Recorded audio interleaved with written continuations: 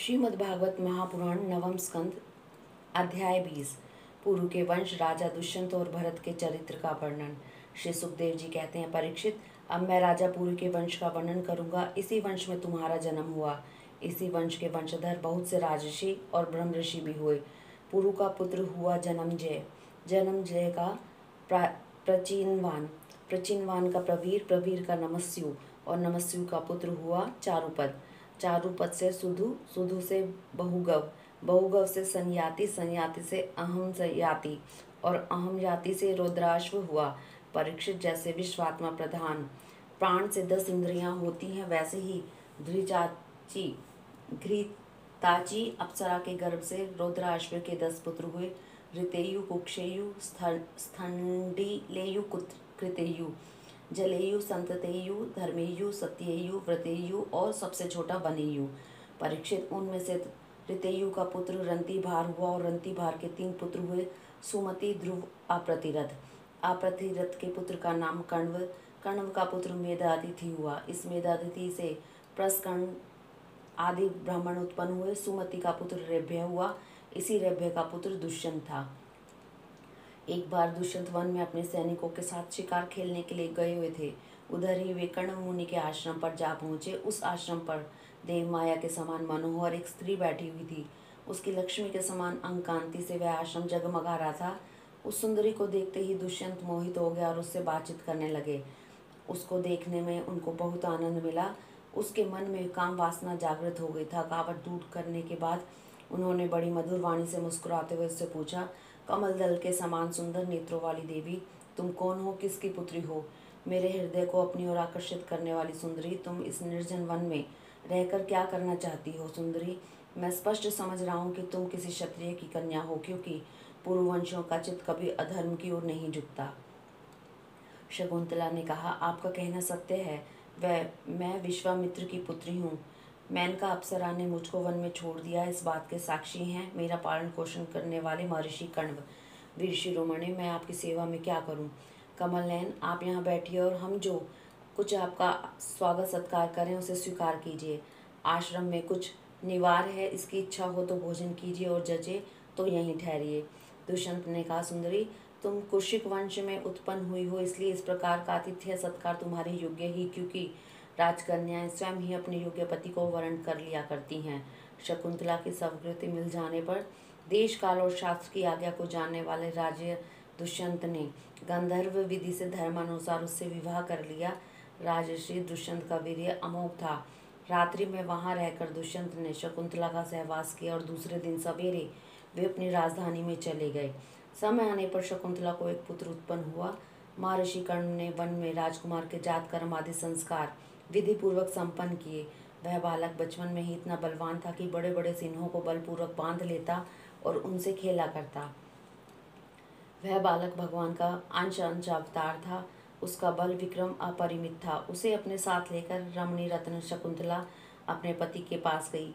जब राजा दुष्यंत ने अपने निर्दोष पत्नी और पुत्र को स्वीकार नहीं किया, तब जिसका वक्ता नहीं दिख रहा था, जिसे सब लोगों ने सुना, ऐसी आकाशवाणी हुई, पुत्र उत्पन्न करने में माता तो केवल धोखनी के समान है। वास्तव में पुत्र पिता का ही है, क्योंकि पिता ही पुत्र के रूप में उत्पन्न होता है। इसलिए दुष्यंत, तुम शकुंतला का तिरस्कार न करो, अपने पुत्र का भरण पोषण करो। राजन, वंश की वृद्धि करने वाला पुत्र अपने पिता को नरक से उबार लेता है। शकुंतला का कहना बिल्कुल ठीक है। इस गर्भ को धारण कराने वाले तुम ही हो। परीक्षित, पिता दुष्यंत की मृत्यु हो जाने के बाद वह परम यशस्वी बालक चक्रवर्ती सम्राट हुआ। उसका जन्म भगवान के अंश से हुआ था। आज भी पृथ्वी पर उसकी महिमा का गान किया जाता है। उसके दाहिने हाथ में चक्र का चिन्ह था और पैरों में कमल कोश का। महाभिषेक की विधि से राज अधिराज के पद पर उसका अभिषेक हुआ। भरत बड़ा शक्तिशाली राजा था। भरत ने ममता के पुत्र दीर्घतमा मुनि को पुरोहित बनाकर गंगा तट पर गंगा सागर से लेकर गंगोत्री पर्यंत 55 पवित्र अश्वमेध यज्ञ किए और इसी प्रकार जमुना तट पर भी प्रयाग से लेकर यमुनोत्री तक उन्होंने 78 अश्वमेध यज्ञ किए। इन सभी यज्ञों में उन्होंने अपार धनराशि का दान किया था। दुष्यंत कुमार भरत का यज्ञ अग्नि स्थापन बड़े ही उत्तम गुण वाले स्थान में किया गया था। उस स्थान में भरत ने इतनी गोई दान की दी थी कि 1000 ब्राह्मणों ने प्रत्येक ब्राह्मण को एक एक बद्ध गोई मिली थी। इस प्रकार राजा भरत ने उन यज्ञों में से 133 घोड़े बांधकर समस्त नरपतियों को असीम आश्चर्य में डाल दिया। इन यज्ञों के द्वारा इस लोक में तो राजा भरत को परम यश मिला ही, अंत में उन्होंने माया पर विजय प्राप्त की और देवताओं के परम गुरु भगवान श्री हरि को प्राप्त कर लिया। यज्ञ में एक कर्म होता है मशनार। उसने भरत ने सुवर्ण से विभूषित श्वेत दांतों वाले तथा काले रंग के 14 लाख हाथी दान किए। भरत ने जो महान कर्म किया वह न तो कोई पहले राजा कर सका था और न आगे ही कोई कर सकेगा। क्या कभी कोई हाथ से स्वर्ग को छू सकता है? भरत ने दिग्विजय के समय किरात, हुन, यवन, अंध्र, कंक, खग, शक और मलेच आदि समस्त ब्राह्मण द्रोही राजाओं को मार डाला। पहले युग में बलवान असुरों ने देवताओं पर विजय प्राप्त कर ली थी और वे रसातल में रहने लगे थे। उस समय वे बहुत सी देवांगनाओं को रसातल में ले गए थे। राजा भरत ने फिर से उन्हें छुड़ा दिया। उनके राज्य में पृथ्वी और आकाश प्रजा की सारी आवश्यकताएं पूर्ण कर देते थे। भरत ने 27,000 वर्ष तक समस्त दिशाओं का एक छत्र शासन किया। अंत में सार्वभौम सम्राट भरत ने यह निश्चय किया कि लोकपालों को भी चकित कर देने वाला ऐश्वर्य, सार्वभौम संपत्ति, अखंड शासन और यह जीवन भी मिथ्या ही है।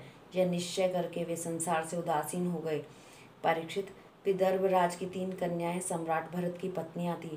वे उनका बड़ा आदर भी करते थे, परंतु जब भरत ने उनसे कह दिया कि तुम्हारे पुत्र मेरे अनुरूप नहीं हैं, तब वे डर गई कि कहीं सम्राट हमें त्याग न दे, इसलिए उन्होंने अपने बच्चों को मार डाला। इस प्रकार सम्राट भरत का वंश वितथ अथवा विच्छिन्न होने लगा। तब उन्होंने संतान के लिए मरुतस्तोम नाम का यज्ञ किया।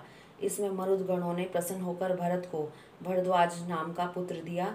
भरद्वाज की उत्पत्ति का प्रसंग यह है कि एक बार बृहस्पति जी ने अपने भाई उतथ्य की गर्भवती पत्नी से मैथुन करना चाहा।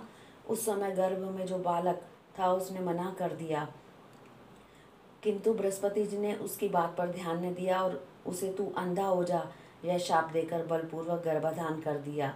उतथ्य की पत्नी ममता इस बात से डर गई कि कहीं मेरे पति मेरा त्याग न कर दें, इसलिए उसने बृहस्पति जी के द्वारा होने वाले लड़के को त्याग देना चाहा। इस समय देवताओं ने गर्भस्थ शिशु के नाम का निर्वचन करते हुए यह कहा। बृहस्पति जी कहते हैं कि अरे मूढ़े, यह मेरा औरस और मेरे भाई का क्षेत्रज्ञ इस प्रकार दोनों का पुत्र है, इसलिए तू डर मत, इसका भरण पोषण कर। इस पर ममता ने कहा, बृहस्पति, यह मेरे पति का नहीं, हम दोनों का ही पुत्र है, इसलिए तुम ही इसका भरण पोषण करो। इस प्रकार आपस में वाद विवाद करते हुए माता पिता दोनों ही इसको छोड़कर चले गए, इसलिए इस लड़के का नाम भरद्वाज हुआ। देवताओं के द्वारा नाम का ऐसा निर्वचन होने पर भी ममता ने यही समझा कि मेरा यह पुत्र वितथ अथवा अर्थ अन्याय से पैदा हुआ है, अतः उसने बच्चे को छोड़ दिया। अब मरुदगणों ने उसका पालन किया और जब राजा भरत का वंश नष्ट होने लगा तब उसे लाकर उनको दे दिया। यही वितथ भरद्वाज भरत का दत्तक पुत्र हुआ। हरिओम तत्सत।